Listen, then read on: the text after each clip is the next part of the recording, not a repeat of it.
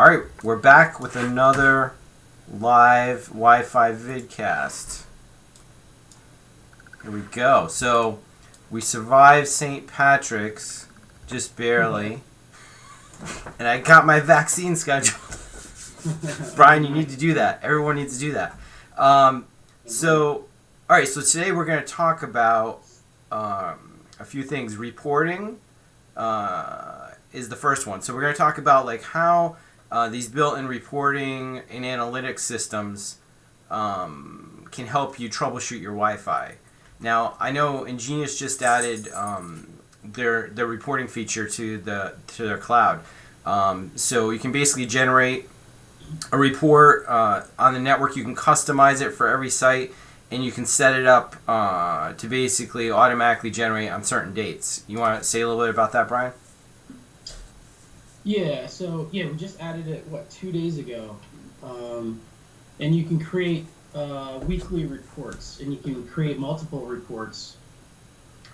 And you can have those they're auto-generated. And you can schedule them, and you can have them emailed to a single person, or you can have them emailed to a group of people. It just really depends on what you want to do. And it basically reports on everything within the cloud, pretty much all the analytics within cloud. So we have a lot of customers that, they're managed service providers, and they need to present this material to their clients at the end of the month or whenever they need, when it's scheduled. But they can auto-generate, and they can send it to their clients as well. So you can send it at an org level, a company level, or a network level. Oh, nice. So if you have multiple organizations in the Ingenious Cloud, you could have that set up for every different organization too, so that they all have their own reports. They can drill down, see what's going on. And the idea is, if you generate a report on a certain basis, like a weekly or monthly basis, so you can compare month to month and see what kind of trends are happening, right? That's right, yeah. So we're gonna go. Yes. We're just gonna go and look at one now. I'm gonna share my screen. I generated one. Let me see here for my network, which isn't very big, but we can look at some of this data. Let's see. Okay, so I'm sharing the screen. You see that, Bryan? There's a delay. So. Oh, okay, yeah, you'll see it. So basically, you can customize this report. It's similar to other report builders I've seen with Ekahau. That does a site server report. You basically customize the format and you can put in the sections you want and leave out the ones you don't. It's not, so this one I think I just turned everything on to see what was available. Yeah. And you can go in and you can modify, as an example, for access points, you can modify kind of what you want to see within the access points. Mm-hmm. That's a really nice feature to it. You can add your logos. There's multiple things that you can do with the reporting. It's so new that I haven't dove into it in great detail, but so you can have organization admins and network admins creating reports. Okay. Because there's no harm to be done other than the data. It's not like they can bring a network down by generating a report. No, yeah. No, yeah, and so the nice thing is that, like I said, if you're an MSP and you have multiple companies that you're managing, their IT managers at those companies can actually create their own reports on their own, and as an MSP, you can create your reports for them as well. So. Yeah, so I'm looking at the dashboard view right now, and it basically shows the dashboard of the cloud. But the good thing about that is it'll show how many APs and switches are up.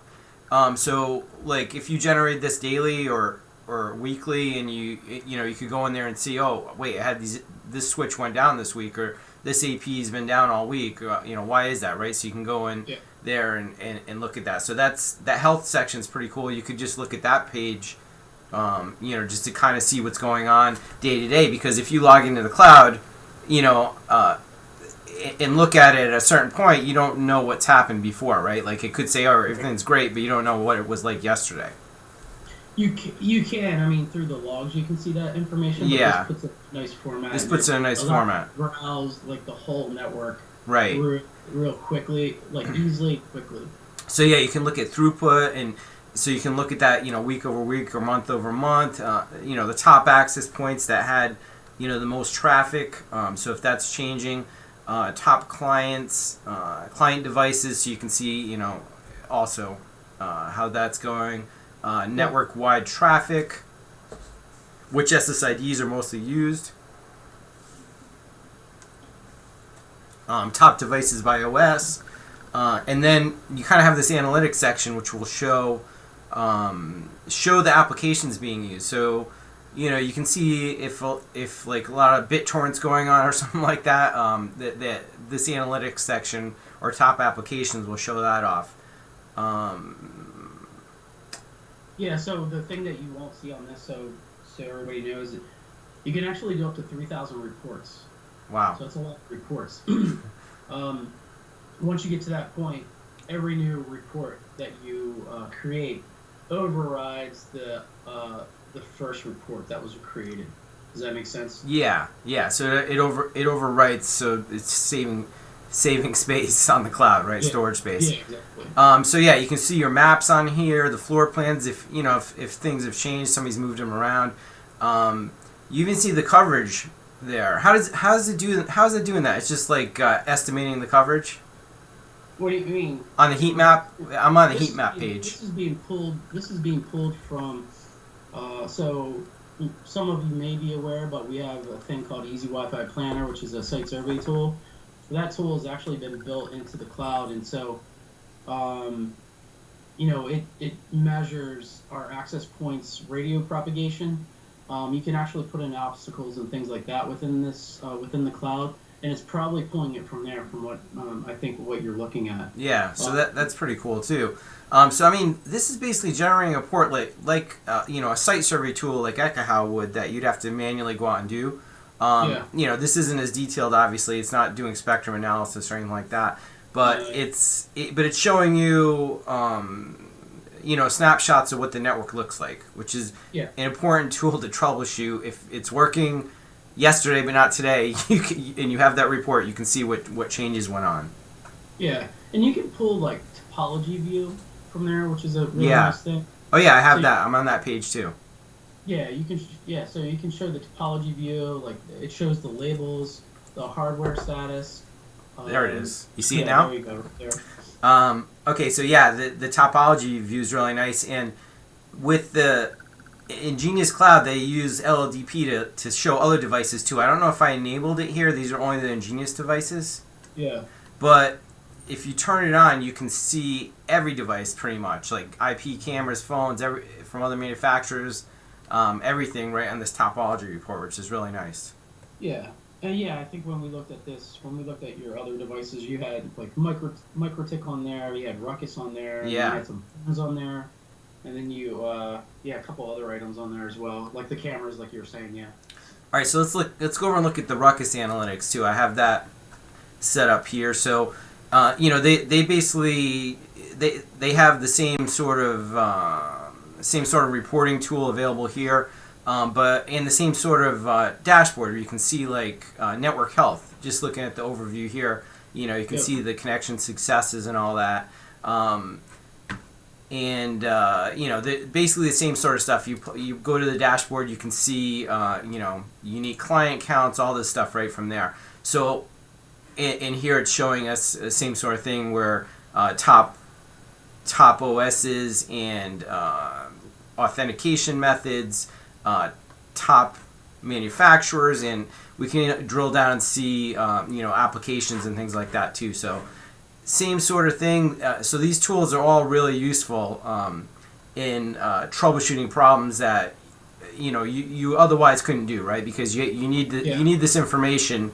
When someone calls in and says the Wi-Fi is not working, you really need to, this gives you something to look at and see what's going on, what was going on yesterday, and help you to troubleshoot. Yeah, it's kind of crazy the advancements that have been made over the years, right? We started really early on, and you're flying blind, really. And now you have all this information that you can kind of pull from and gather, and if you have to troubleshoot, you can start to troubleshoot, and you can fix problems remotely. You don't even have to be there, or your customers can do this all remotely. So Yeah, so we're just pulling, like, I would say most of the vendors are pulling a lot of great data that you can use and to resolve these types of problems or issues that you might be running into. So, yeah, this is a lot of great information. So, Um, yeah, let's talk about the client timeline too. I know you wanted to show that off. So let's look at my MacBook here. So this is a feature that the Ingenious Cloud has, which basically shows. What does it show, Brian? Explain the client timeline. Client timeline. So client timeline basically tracks a particular. You can choose any of the clients, and when you choose that particular client, it will track the client throughout the network, and it shows you for the last 7 days of its activities in the network in itself, and it shows you to a point of, if the device is connecting to an access point, if the client is roaming, connecting to another access point, if the client changed the association with a different radio or SSID, if it failed authentication with an SSID, or the client was denied or it was blocked, it will show you all that information within the client timeline. So it shows you the path from access point to access point. It gives you great information like the RSSI, what band it's on, if it's on 2.4, if it's on 5 gigahertz. It tells you, if it's on SSID, which SSID. So you can really follow the path of these clients throughout the network, and it gives you like a lot of great information. And a lot of people don't know this, but if if you're going through and Jeff, if you look at the icons to the left of the screen there, Yeah, the little man running. yeah, the little man running. So if you're kind of curious of these little icons for anybody that uses this, you can go to the user guide and you can print that out, and you can actually see, okay, this is what it's doing, this is what it means. The user guide is it's online, so if you're within the cloud, there's a little question mark you can click, and it will give you an explanation of what the icon means and all the things that it defines everything for you if you're not familiar with some of the things that are being reported to you. So it gives you a great understanding of like how the client is moving throughout the network, basically. Yeah, so I mean, this is going to help, a lot with like sticky client problems. If maybe your APs, maybe the power's turned up too high, or you have them too close together or something like that, and they're sticking on an access point that you wouldn't normally want. This will help you adjust and see exactly what's going on, right? Yeah, I mean that's a really great point, and that kind of leads us into something else that we were talking about. But yeah, we run into that issue a lot, and typically what happens is, the design, the AP choice, or the AP placement, the output power, all kind of determine your roaming.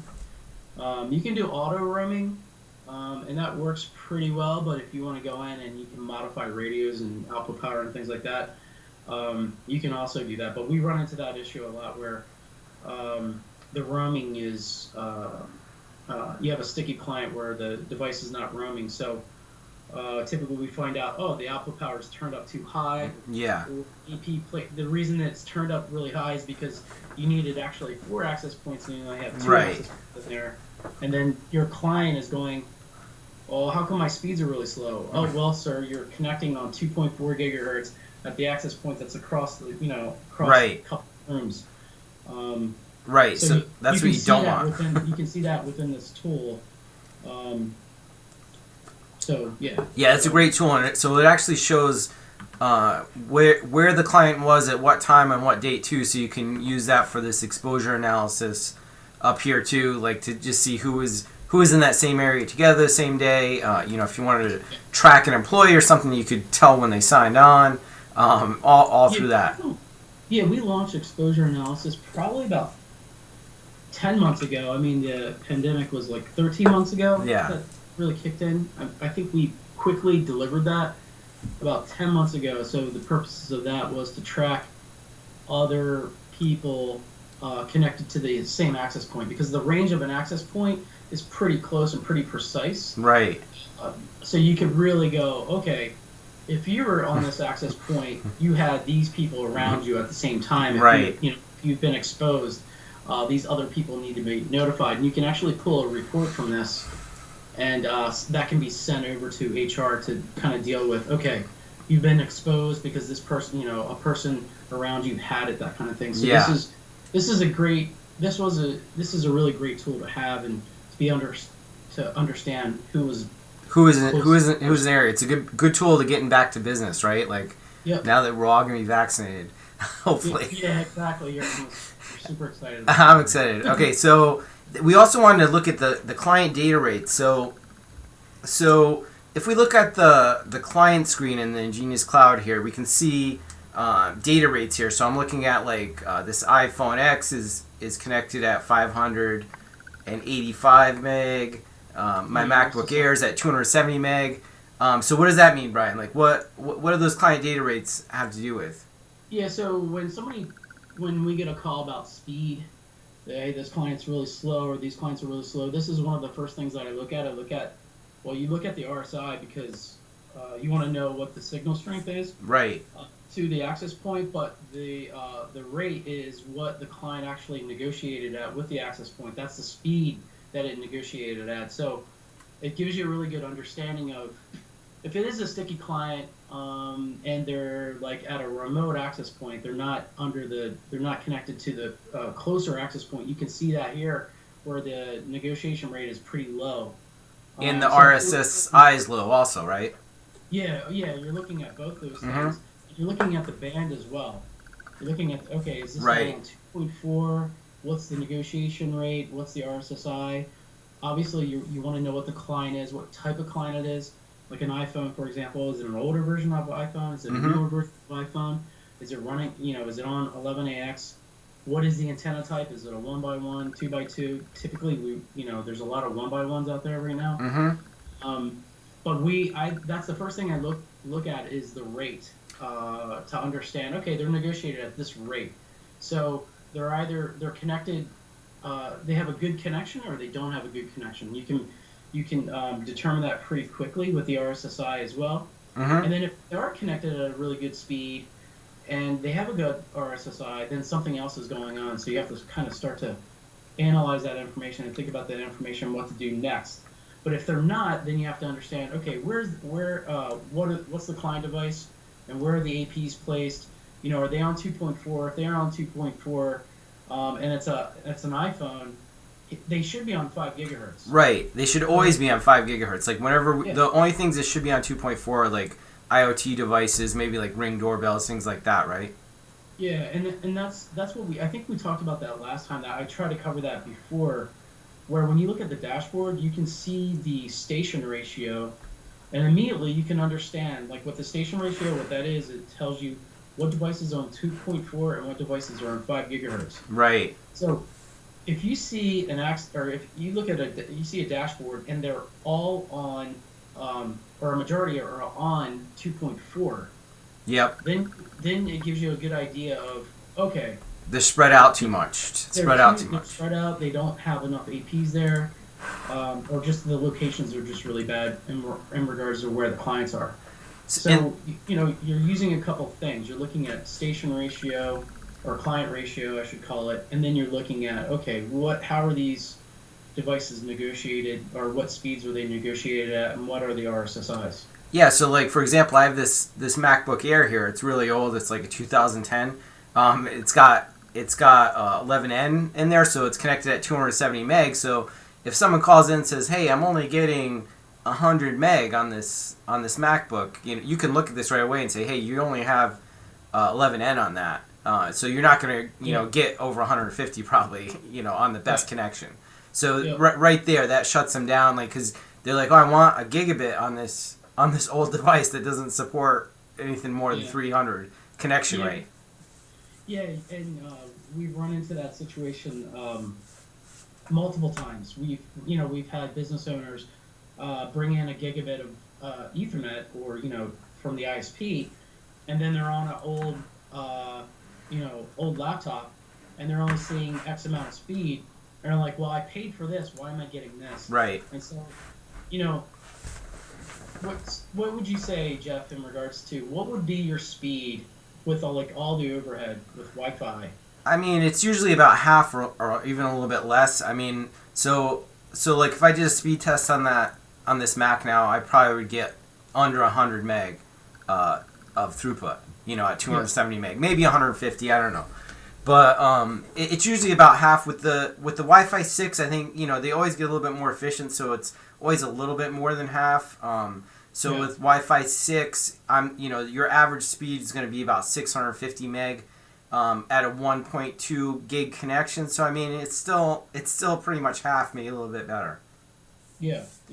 Or you'll probably see spikes, probably, right? You will, yeah. Like I've you know, with the Wi-Fi 6 2x2 clients, I've seen spikes like close to a gigabit, and you know, I've seen testing results like around 800 meg with the 2x2s, but not sustained. Like usually it's about 650 sustained throughput is what I'm seeing. If anyone is seeing different on 2x2 clients, let us know. But yeah, so all right, so that's it for today. I think we want to talk a little bit more about how to troubleshoot with the analytics and the reporting, and yeah, that reporting feature is going to be really useful. I think people are going to like that. Yeah, definitely. Yeah, and like I said I shared my post. If you do have questions about Wi-Fi, even home Wi-Fi, by all means ask us, and we'll try to answer those questions. Jeff and I deal with these daily. Yeah. So, any questions about like these specific topics, just ask them in the comments. Sorry, Jessica's going crazy there, and we'll get back to you. And and also if you're on live, ask us questions. We'll try to answer those next week. Yeah. All right, guys. Thanks. Remember to like and subscribe for more help with Wi-Fi.